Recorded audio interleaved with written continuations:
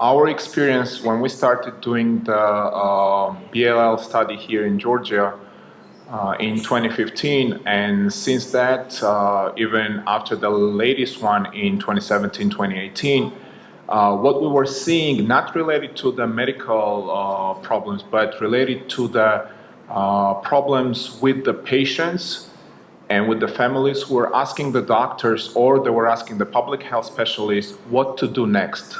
My child has a high lead level. What should I do? What are the next steps? And unfortunately, not many people can advise what to be done. So very shortly, I will try to cover that. And I want to let you know that the US CDC office, the National Center for Disease Control of Republic of Georgia, as well as other our partners, we're trying to solve that issue. And as it's been mentioned before, prevention is more important than afterwards treatment. So that information also will be distributed to you, so you as the healthcare professionals can provide that information to your patients. So first of all, the most common source of lead poisoning, from our experience, is our homes. It is very unfortunate, but it's true. So why should I have my home inspected or assessed for risks? Because your child have a high BLL level, because you want to purchase a new house, because you want to rent a new house, you need to know what's the problem, if there is any problem related to the lead in the paint. It is the most common source of the poisoning, especially in the children. We need to make sure that the walls or floors in our cases are well maintained. They're not cheap. The most common places were the doors, windows, when we are opening and closing, not creating any dust off the paint and it's not coming off. So this is the small things but very important things that we need to pay attention and advise our patients, their parents, to pay attention to.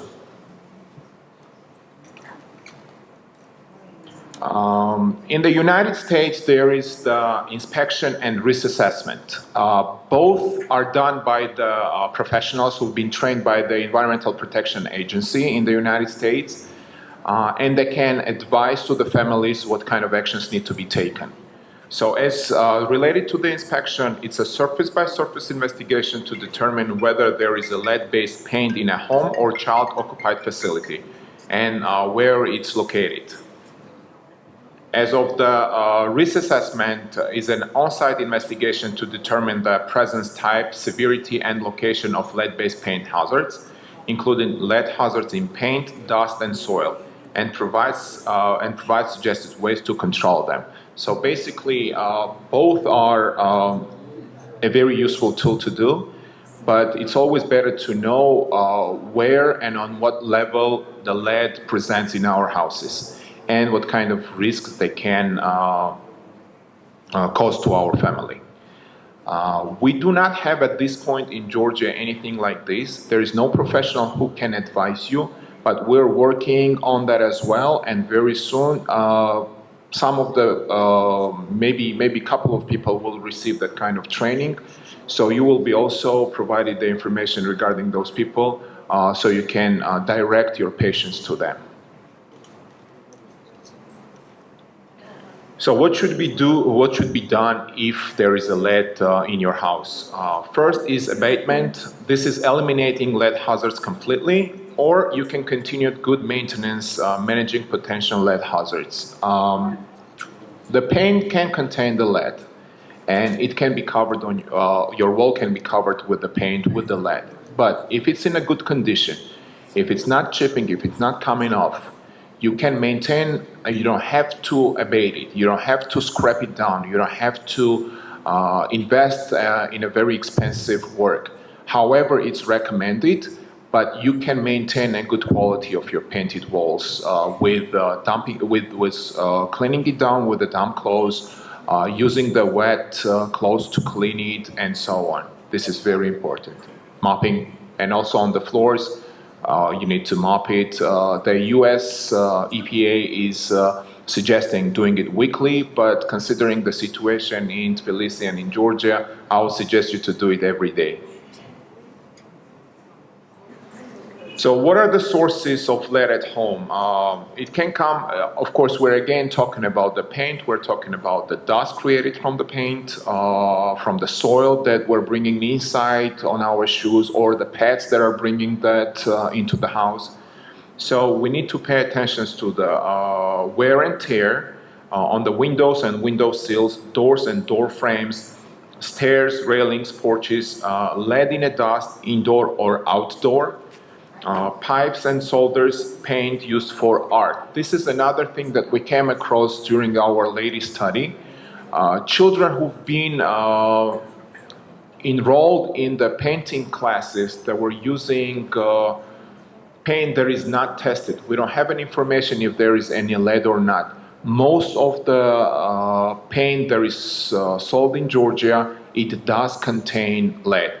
Again, it's unofficial, but it does. This is what kind of information we have so far. And children who are using that paint in their classes, and you know, hand to mouth, on the children, they like to put their hands in the mouth, and they're becoming very messy during the painting classes. So this is a very common situation, what we're seeing at this point. So why is lead added to the paint? That's been already covered, but let me remind you that it's different lead compounds are added to the paint as a pigment, creating a specific color depending on whichever compound is used. And the heavy metal additive also decreases the amount of time that the paint takes to dry, makes the paint more durable, and causes the paint to be more moisture resistant. We've been talking today about use of the leaded paint, of the lead compound in our environment. And again, the biggest problem usually comes from the paint. But I want you to remind you that there have been cases where the lead compound was used in the candy that was imported, and this is another problem. We've been talking about the spices, and there have been a huge problem related to that, especially in the United States. The lead used in the spices not only comes from the grinding machine that may put the particles into the spice, but what we also experience from our personal research at the US CDC here, that the people are adding the dry paint to the spices to enhance the color. Will it be utschosuneli? Will it be ajika? Anything that requires color, they've been using that. So this is another problem that we need to pay attention to. Your advice to your patient and their family should be to regularly check your home for chipping, peeling, or deteriorating paint. Regularly check all painted areas that rub together or get lots of wear, like windows, doors, and stairways, for any signs of deterioration. And mop smooth floors using a damp mop weekly to control dust. Again, in our situation, maybe daily. Again, we can make sure that we are using the high quality paint for our houses. At the places where our children are going, we cannot control that. It's very unfortunate that most of the schools, kindergarten, they've been renovated lately, but we don't know what kind of quality of the paint they've been using. So this is another thing that we need to pay attention to. We need to advise and we need to follow the cleaning practices, where to not only clean the bottles that we're using for our children, but also wash our hands and ask the carers who are working at the kindergarten and teachers at the school to wash their hands after they're coming from the outdoors to the indoor, because they might be bringing the lead particles from the soil from the outdoor. Again, we've been talking a lot about the play areas, playground equipment that might be having the chipping paint that are being used that are old. The painted toys and furniture, of course, we all know that when the children are teasing, they used to bite the things such as the bed, the headboard or the footboard of the bed, or putting the toys in their mouths. And again, we don't know what kind of quality of the paint being used on the furniture or on the toys.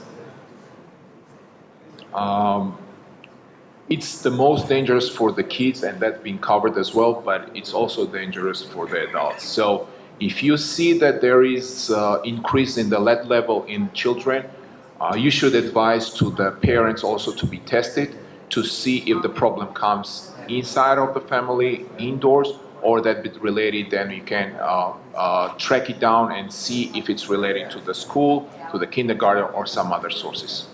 Very quickly to cover the lead abatement. Again, it needs to be done by a professional, and there is several ways to do the lead abatement. One is enclosure.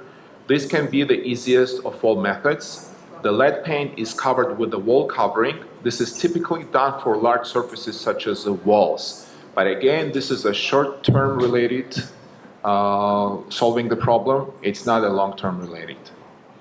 The replacement, this method involves completely removing the door, window, or molding that is covered in lead paint and replacing it with a new one.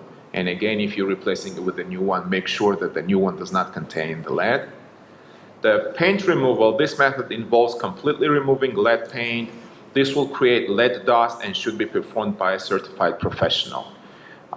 In the US, in such case, they're covering the whole room in the plastic.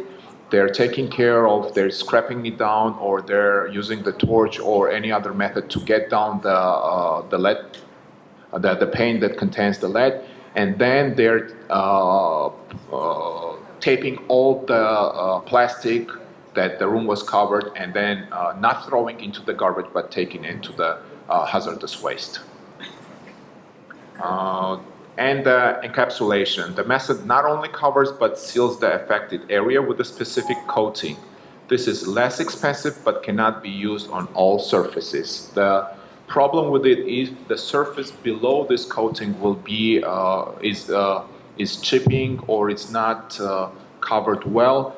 The lead dust or the dust will still come out. So either you have to make sure that the surface is clean and the coating can be used, or it's not a very good source to do it. So this is one of the pictures that we took at the family that exposed to the lead, that was exposed to the lead and had the high level of lead concentration in their blood. It was very fortunate that the kids were not putting these paint chips in their mouths, but the dust they were inhaling. And there were 6 people who were living in that house. All of them had elevated BLL, starting from the 18, and the highest was 58. So please pay attention to that as well. Thank you for your attention. I'm not going to take any more of your time, and I think we're going to move on to the most interesting part in the discussion and the case studies. Thank you so much. Stay with us here.